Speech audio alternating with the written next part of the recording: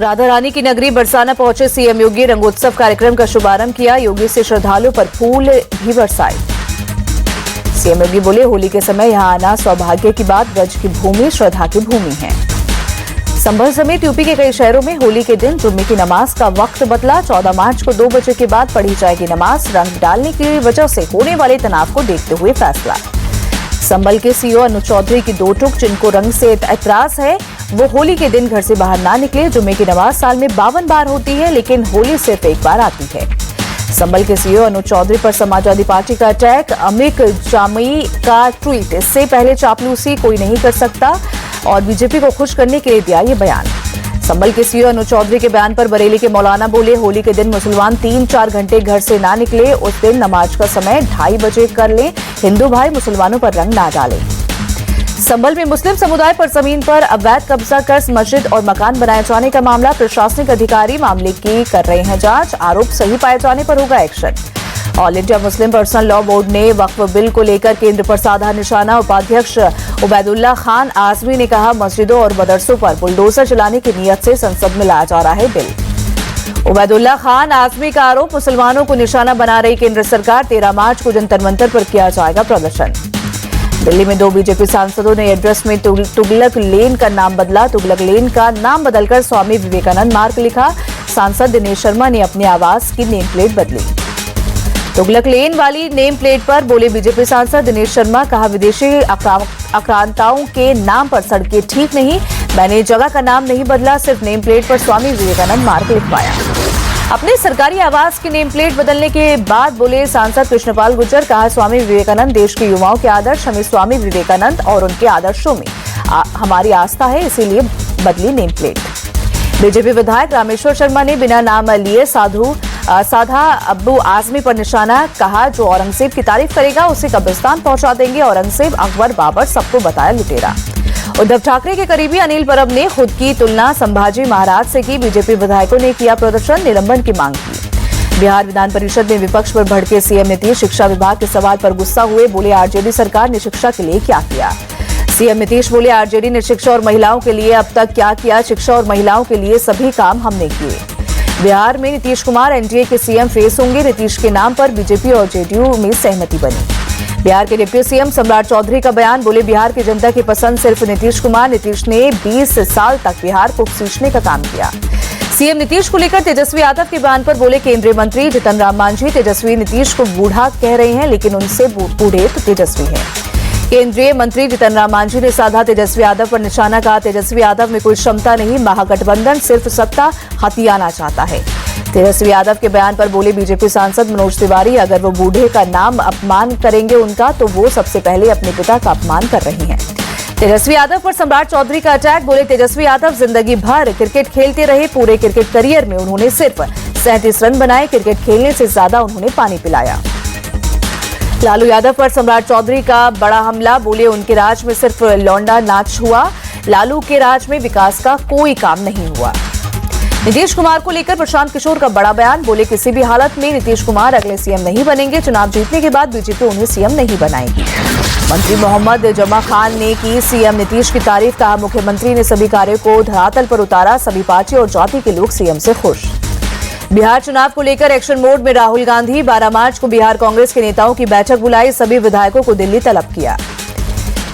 बिहार के सुपौल में संघ प्रमुख मोहन भागवत का बड़ा बयान। बोले बिहार से मेरा पुराना नाता, यहां आना छठ पर्व जैसा।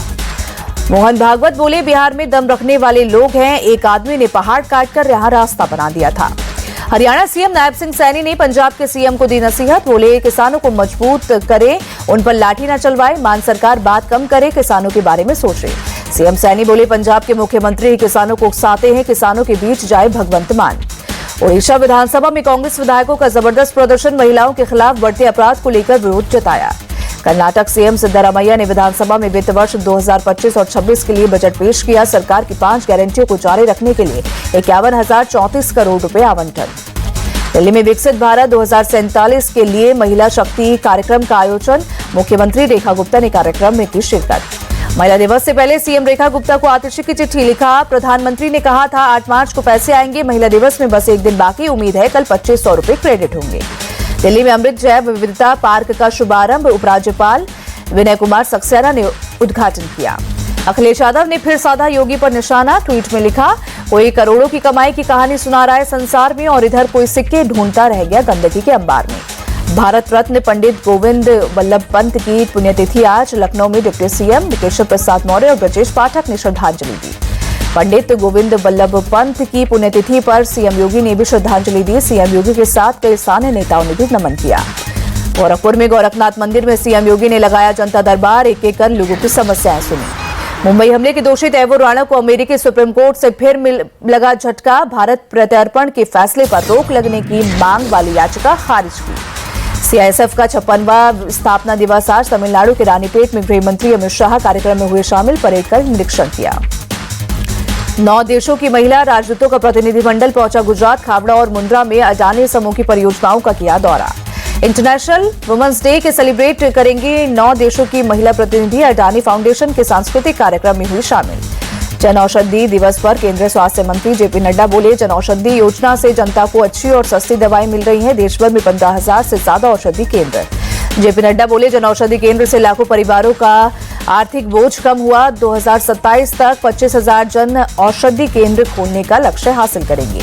बिहार के गोपालगंज में बाबा बागेश्वर की हनुमंत कथा। कहा, मेरे आने से कई लोगों को लगती है मिर्ची, कहते हैं घेरेंगे और मारेंगे। बाबा बागेश्वर ने कहा, यह देश बाबर का नहीं भगवान का है, हिंदुओं को बंटने और घटने नहीं देंगे। 5 दिवसीय बिहार दौरे पर आध्यात्मिक गुरु श्री श्री रविशंकर। कहा, यहां आकर ऐसा लगता है जैसे घर लौट आया। गया समेत कई जगहों पर करूंगा दौरा। दिल्ली में आईएफएस जितेंद्र रावत ने आत्महत्या की। चाणक्यपुरी इलाके में बिल्डिंग से कूदकर दी जान। आईएफएस जितेंद्र ने सुबह 6 बजे बिल्डिंग की छत से कूदकर आत्महत्या की। काफी दिनों से डिप्रेशन में चल रहे थे। दिल्ली में बांग्लादेशियों और रोहिंग्यों की तलाश जारी। आधार कार्ड और वोटर आईडी चेक कर रही पुलिस की टीम झुग्गियों में जाकर बैंक अकाउंट की खंगाल रही। डिटेल। दिल्ली में अवैध प्रवासियों को लेकर चलाए जा रहे अभियान पर डीसीपी देवेश महला का बयान। कहा, केंद्रीय गृह मंत्री और उपराज्यपाल के आदेश का किया जा रहा है पालन। कुछ लोगों के दस्तावेजों का हो रहा है सत्यापन। अवैध प्रवासी पाए जाने पर करेंगे कार्रवाई। मुरादाबाद में नाबालिग दलित युवती का अपहरण और गैंगरेप के मामले में पुलिस का एक्शन। 2 और आरोपियों को किया अरेस्ट। 4 में से अब तक कुल 3 आरोपी पुलिस की गिरफ्त में। जालंधर पुलिस को मिली बड़ी सफलता। आतंकी संगठन बब्बर खालसा के 3 सदस्यों को गिरफ्तार किया। भारी मात्रा में हथियार भी बरामद। बड़ी साजिश को अंजाम देने की फिराक में थे। बागपत में पुरानी रंजिश को लेकर 2 पक्षों में हिंसक झड़प। दोनों पक्षों ने एक दूसरे पर फायरिंग और पत्थरबाजी की। सोशल मीडिया पर वायरल वीडियो। फायरिंग और पत्थरबाजी के बाद इलाके में दहशत का माहौल। मौके पर पहुंचकर पुलिस ने स्थिति को नियंत्रण में लिया। पुलिस ने जांच शुरू की। जयपुर के नाहरगढ़ स्थित होटल में पुलिस का छापा। 44 जुआरियों को पकड़ा। 49 लाख कैश बरामद। पुलिस ने आरोपियों की सड़क पर परेड निकाली। हैदराबाद में फर्जी कॉल सेंटर का भांडाफोड़। तेलंगाना साइबर सुरक्षा ब्यूरो ने 63 लोगों को किया गिरफ्तार। एनआरआई और अमेरिकी नागरिकों को बनाते थे निशाना। कॉल सेंटर के हर कर्मचारी को एक दिन में 30 कॉल का देते थे टारगेट। जनवरी 2025 से चलाया जा रहा है कॉल सेंटर। रात 8 बजे से सुबह 4 बजे तक होता था काम। गुजरात के कच्छ में कामधेनु गौ सेवा ट्रस्ट में लगी आग। आसपास के इलाकों में भरा धुआं। आग से काफी नुकसान की आशंका। दमकल की गाड़ियों ने कड़ी मशक्कत के बाद आग पर काबू पाया। मध्य प्रदेश के बैतूल जिले में कोयला खदान की छत गिरने से सुपरवाइजर सहित 3 लोगों की मौत। गुरुवार को वेस्टर्न कोलफील्ड्स लिमिटेड की खदान में चेकिंग के दौरान हुआ हादसा। हादसे के वक्त खदान में 20 से ज्यादा लोग मौजूद थे। कुछ मजदूरों के अभी फंसे होने की आशंका। खदान के मुहाने से करीब 300 मीटर अंदर हुआ हादसा। ओडिशा के पारादीप में नेहरू बंगला फिशिंग हार्बर में भीषण आग लगी। तट पर खड़ी मछली पकड़ने वाली 10 नाव हुई खाक। पारादीप हार्बर पर लगी आग में किसी के हताहत होने की खबर नहीं। आग लगने के कारणों की हो रही है जांच। फायर ब्रिगेड और पुलिस की टीम रेस्क्यू में जुटी। दिल्ली के दरियागंज इलाके में एक बिल्डिंग के बेसमेंट में लगी आग। दमकल की टीम ने आग पर काबू पाया। वक्त रहते लोग बेसमेंट से निकले बाहर। आग लगने की वजहों की जांच जारी। तेलंगाना टनल हादसे में फंसे 8 मजदूरों का रेस्क्यू जारी। एनडीएमए के सचिव ने किया सुरंग का दौरा। बचाव कार्यों की समीक्षा की। 22 फरवरी को रही थी सुरंग।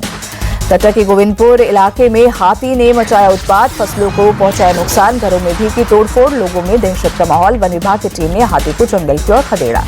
उत्तराखंड के राज्यपाल ने वसंतोत्सव 2025 का किया उद्घाटन। कहा, हमारा उद्देश्य विकसित राज्य और विकसित राष्ट्र बनाने का। 3 दिनों तक चलेगा महोत्सव। फिल्म अभिनेत्री माधुरी दीक्षित पहुंची राजस्थान। जयपुर में होने वाले आईफा अवार्ड्स कार्यक्रम में लेंगी हिस्सा। हिमाचल प्रदेश के चंबा में भूस्खलन। सड़कों पर मलबा गिरने से यातायात पूरी तरह से प्रभावित। वीडियो आया सामने। मलबा हटाने में जुटा प्रशासन।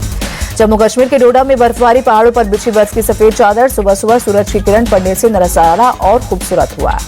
फरवरी में भी विदेशी निवेशकों की बिकवाली जारी रही। वित्तीय क्षेत्र के शेयरों से 69.91 अरब रुपए की बिकवाली हुई। सार्वजनिक क्षेत्र की लौह अयस्क खनन कंपनी NMDC के नए चेयरमैन और प्रबंध निदेशक बने अमिताभ मुखर्जी। अब तक कंपनी के CMT का अतिरिक्त प्रभार संभाल रहे थे मुखर्जी। FMCG कंपनी ब्रिटानिया के CEO और एग्जीक्यूटिव डायरेक्टर रंजीत कोहली का इस्तीफा। सितंबर 2022 में बने थे कंपनी के CEO, बेहतर अवसर के लिए छोड़ी कंपनी। नायरा एनर्जी 1894 करोड़ रुपए का शेयर करेगी बायबैक। प्रति शेयर की कीमत 731 रुपए तय। एप्पल ऐप स्टोर में AI generated review summary feature से फीडबैक, ऐप स्टोर और ब्राउजिंग आसान होगी। म्यूचुअल फंड में आधा निवेश सिर्फ 5 प्रमुख शहरों से, मायानगरी मुंबई सबसे अव्वल, अबेकस की रिपोर्ट में दावा। म्यूचुअल फंड निवेश का 50% हिस्सा मुंबई, दिल्ली, बेंगलुरु, पुणे और कोलकाता से। अकेले मुंबई की हिस्सेदारी 27.29%। कंस्ट्रक्शन कंपनी लार्सन एंड ट्रूबो ने महिला कर्मचारियों को पीरियड लीव देने की घोषणा की। महीने में 1 दिन मिलेगी पीरियड लीव। 5400 से ज्यादा महिला कर्मचारियों को मिलेगा फायदा। एथेना लैंडर की लैंडिंग के कुछ ही मिनट बाद टीम ने इंजन के शटडाउन की पुष्टि की। नासा के लिए एथेना को इंट्यूटिव मशीन्स ने तैयार किया। चंद्रमा पर बर्फ की मौजूदगी पहले के अनुमानों से ज्यादा, चंद्रयान 3 मिशन के आंकड़ों से हुआ नया खुलासा। भारत के स्टार फुटबॉलर सुनील छेत्री ने वापस लिया रिटायरमेंट। AFC एशिया कप 2027 के क्वालिफायर राउंड में 25 मार्च को बांग्लादेश के खिलाफ खेल सकते हैं। सुनील छेत्री ने 8 महीने पहले किया था संन्यास का ऐलान। इंडियन फुटबॉल टीम ने सोशल मीडिया एक्स पर दी सुनील की वापसी की जानकारी। वुमेन्स प्रीमियर लीग में मुंबई इंडियंस की चौथी जीत, यूपी वॉरियर्स को 6 विकेट से हराया। पॉइंट टेबल में दूसरे नंबर पर पहुंची मुंबई। यूपी वॉरियर्स ने पहले खेलते हुए 151 रनों का दिया था लक्ष्य। मुंबई इंडियंस की टीम ने 19वें ओवर में 4 विकेट खोकर जीत हासिल की। मुंबई की तरफ से हेली मैथ्यूज ने 68 रनों की पारी खेली। नेट सीवर ब्रंट ने 37 रन बनाए। यूपी वॉरियर्स की तरफ से जॉर्जिया ने 55 रनों की पारी खेली। वेस्ट हैरिस ने 28 और कप्तान दीप्ति शर्मा ने 27 रन बनाए। मुंबई की तरफ से अमेलिया कर ने 5 खिलाड़ियों को भेजा पवेलियन। मैथ्यूज को 2 और नेट सीवर ब्रंट और पारुनिका सिसोदिया को 1-1 विकेट मिला। मुंबई इंडियंस की हेली मैथ्यूज को मिला प्लेयर ऑफ द मैच का अवार्ड। हेली ने 68 रनों की पारी खेली। गेंदबाजी में 2 विकेट चटकाए।